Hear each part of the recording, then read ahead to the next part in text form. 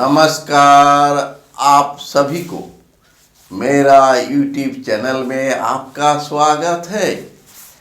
मैं आज ring theory के लेक्चर नंबर 6 में रिंग में यूनिट के बारे में विस्तृत रूप से बताऊंगा। अभी हम लोग रिंग में यूनिट क्या है इसके बारे में बताएंगे।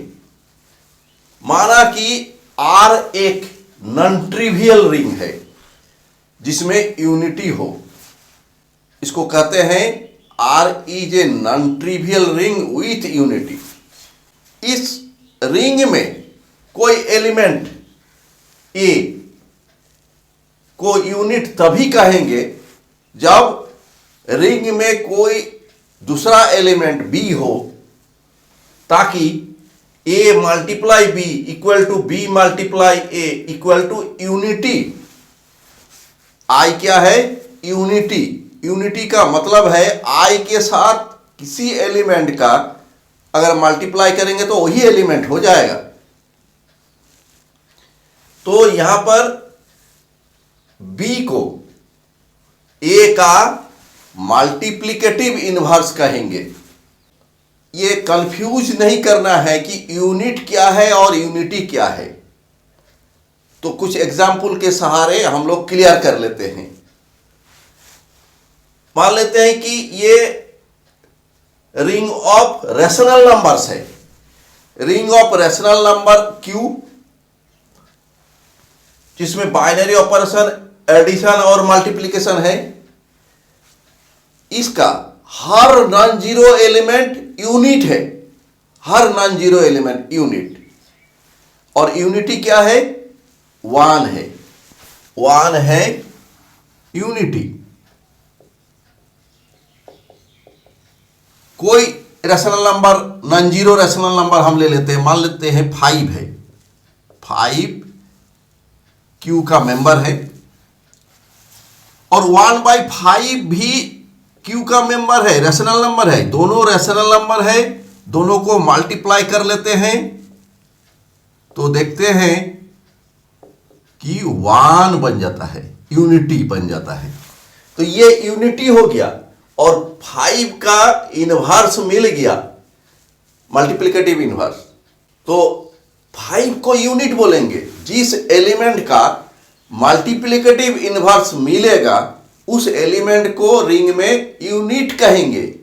और यूनिटी क्या है? जैसे 1 है यूनिटी, तो कोई भी एलिमेंट 5 ले लेते हैं, 1 के साथ मल्टीप्लाई करेंगे तो ये 5 हो जाएगा, वही एलिमेंट हो जाएगा। यही फर्क है यूनिट और यूनिटी में। तो कोई भी एलिमेंट जो कि नॉन जीरो है रेशनल नंबर, तो उसका मल्टीप्लिकेटिव इनवर्स मिलेगा, इसीलिए वो एलिमेंट यूनिट बन जाएगा। अब एग्जांपल 2 को ले लेते हैं। यहां Z6 रिंग है और इसमें बाइनरी कंपोजिशन, एडिशन है और मल्टीप्लिकेशन है। इसमें 1 बार एक मेंबर है और 5 बार भी मेंबर है। 2 ही यूनिट है इसमें, इसके अलावा कोई यूनिट नहीं बनेगा। यूनिट बनने का मतलब है कि और एक एलिमेंट Z6 में खोजना है जो कि ये लोग के साथ मल्टीप्लिकेशन होके यूनिटी देगा। तो Z6 में यूनिटी कौन है? 1 बार है यूनिटी Z6 में। तो 1 बार मल्टीप्लाई 1 बार इक्वल टू 1 बार, तो ये यूनिटी हो गया। तो 1 बार के साथ मल्टीप्लाई होकर के यूनिटी दे रहा है।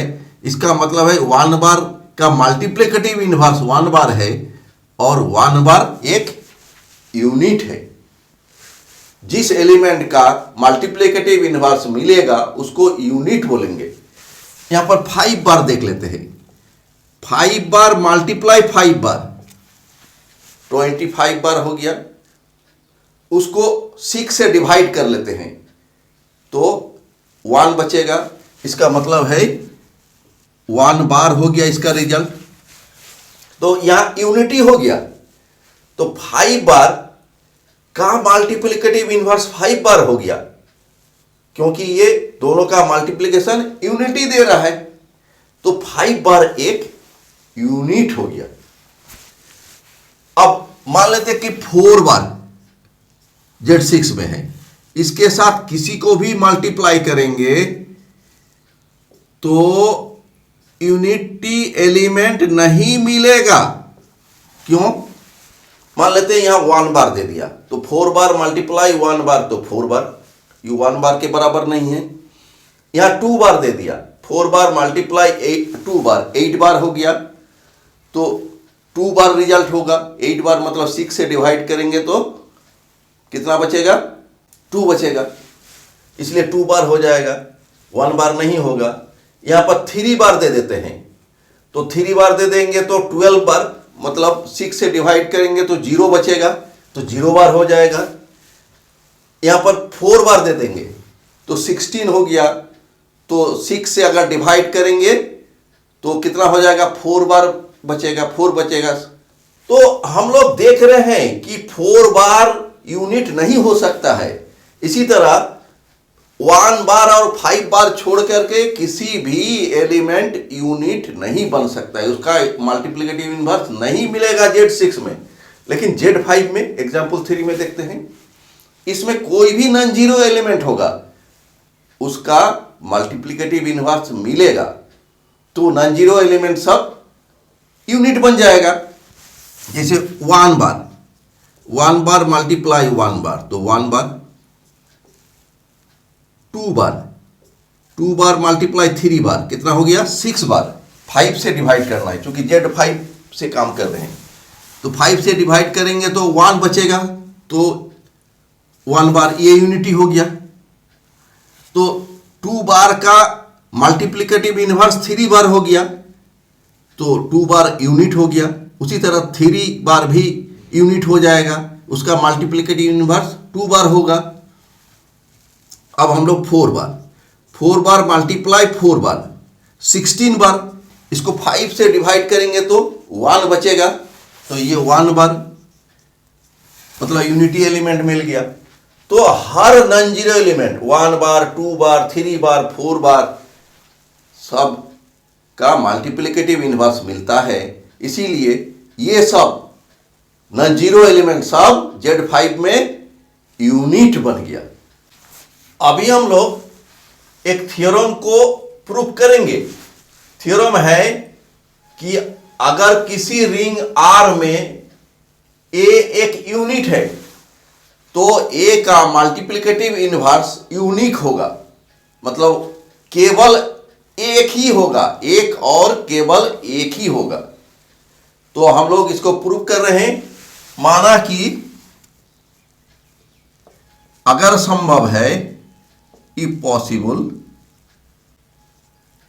B और C दो मल्टीप्लिकेटिव इनवर्स है A का, R2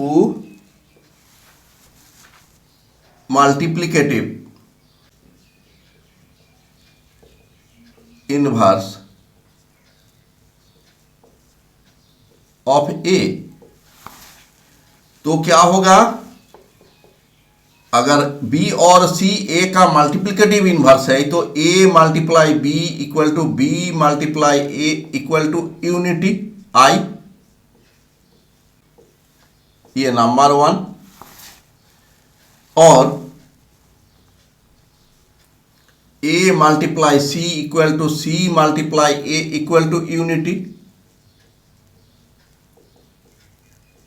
ये नंबर 2। अभी हम लोग ले लेते हैं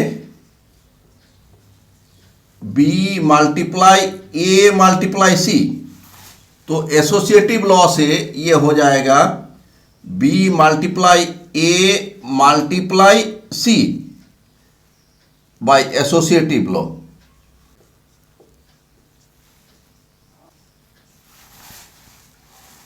तो यहां पर देख रहे हैं कि A मल्टीप्लाई C ये यूनिटी है, नंबर 2 में यूनिटी, और यहां पर देख रहे हैं B मल्टीप्लाई A ये भी यूनिटी है, मल्टीप्लाई सी, तो ये 1 और 2 से,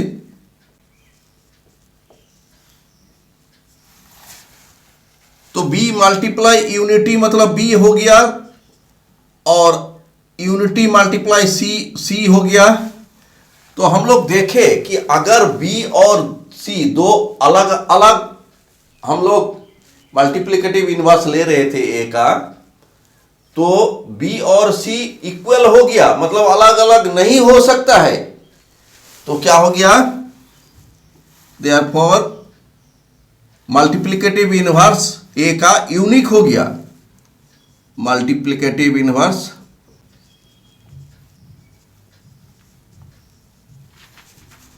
इज यूनिक,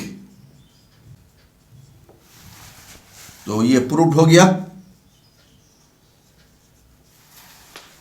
अभी हम लोग नेक्स्ट थ्योरम प्रूव करेंगे।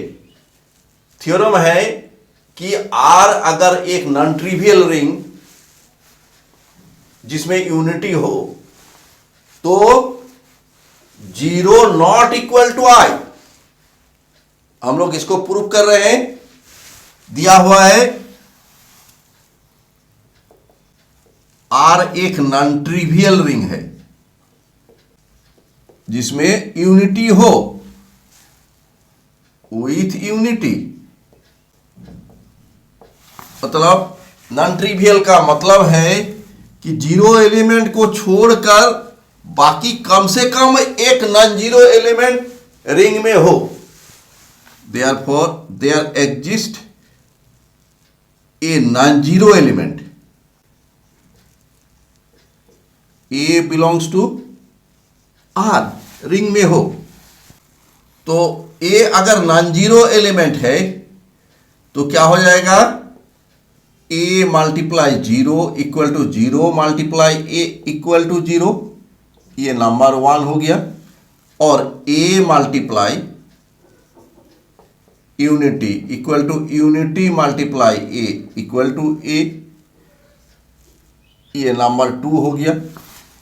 माना कि अगर संभव हो, if possible, let a unity equal to 0 implies that a multiply unity equal to a multiply 0। तो a मल्टीप्लाई यूनिटी मतलब a, और a मल्टीप्लाई 0 इक्वल टू 0, ये नंबर 3 हो गया। तो हम लोग एज्यूम किए है कि a एक नॉन जीरो एलिमेंट है, और यूनिटी इक्वल टू 0 मानने पर a जीरो एलिमेंट हो जाता है। तो हम लोग को कंट्राडिक्शन मिल गया। Therefore we get contradiction। इसका मतलब है कि हम लोग का जो माना हुआ है एजम्पशन i इक्वल टू 0, ये गलत है। Therefore our assumption i equal to 0 is wrong।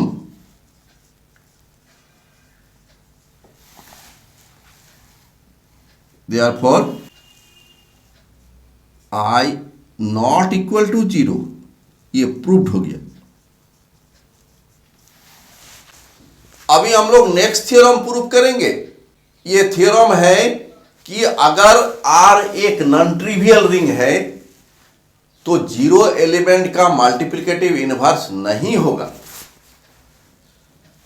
इसका मतलब है 0 एलिमेंट यूनिट नहीं होना है। तो प्रूव करते हैं हम लोग। माना कि R एक नॉन ट्रिवियल रिंग है। नॉन ट्रिवियल रिंग मतलब 0 एलिमेंट के अलावा कुछ नॉन जीरो एलिमेंट भी उसमें होगी। तो माना कि कम से कम एक नॉन जीरो एलिमेंट A इस रिंग में है। चूंकि दिया हुआ है कि R एक नॉन ट्रिवियल रिंग है, इसमें न तो दिया हुआ है कि इसमें यूनिटी है या नहीं है, इसीलिए हम लोग का 2 केस बनेगा। एक केस में हम लोग लेंगे कि R एक नॉन ट्रिवियल रिंग है जिसमें यूनिटी नहीं है, विदाउट यूनिटी। तो विदाउट यूनिटी होने पर क्या होता है, रिंग में यूनिटी है ही नहीं। अगर x कोई एलिमेंट रिंग में है और उसका मल्टीप्लिकेटिव इन्वर्स अगर y हो तो x multiply y equal to unity और y multiply x equal to unity, लेकिन यूनिटी ही नहीं है रिंग में, तो इक्वल टू यूनिटी का क्वेश्चन कहाँ से आ रहा है। इसका मतलब है x एक यूनिट नहीं होगा, मतलब x का मल्टीप्लिकेटिव इन्वर्स नहीं मिलेगा।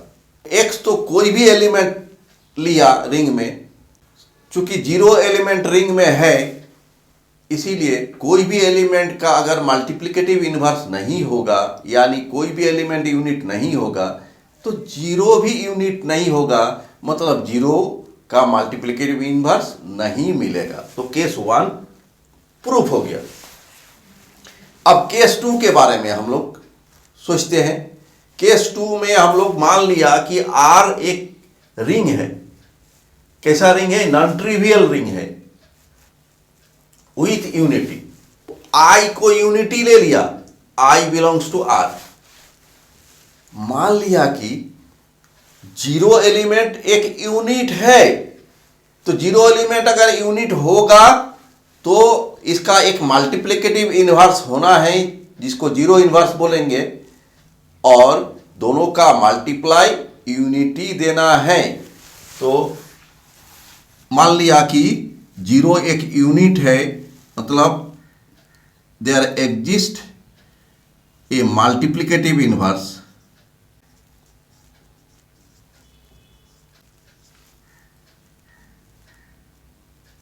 Of zero. Let zero inverse, ये मल्टीप्लिकेटिव इनवर्स है जीरो का, तो क्या हो जाएगा?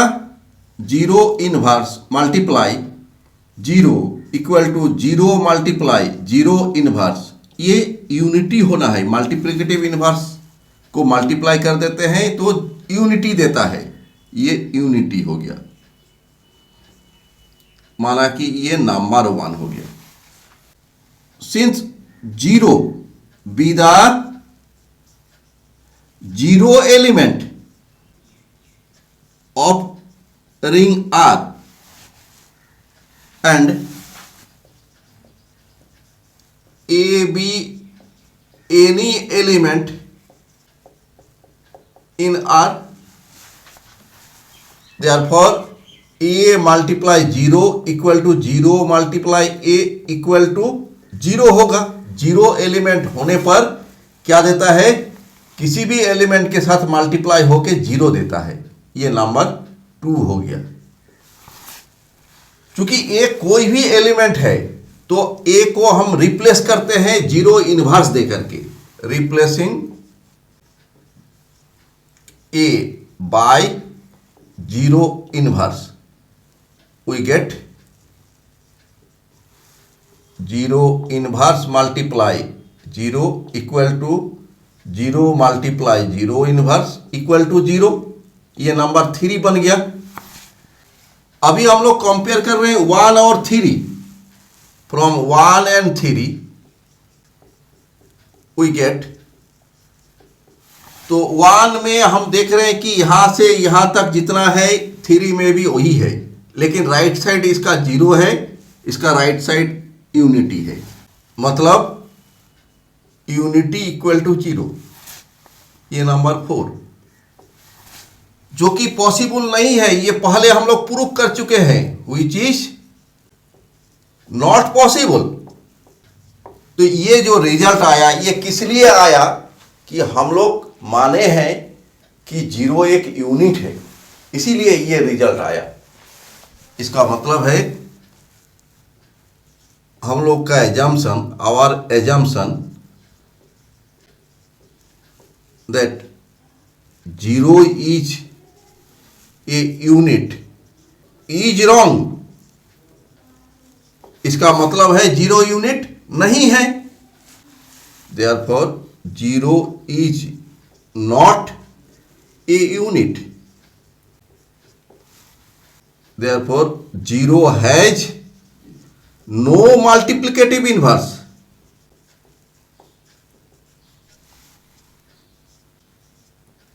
प्रूव्ड। मेरा वीडियो देखने के लिए आपको धन्यवाद। अगर मेरी वीडियो आपको अच्छी लगी होगी तो कृपया लाइक बटन पर क्लिक करें तथा मेरा YouTube चैनल को सब्सक्राइब करें। धन्यवाद।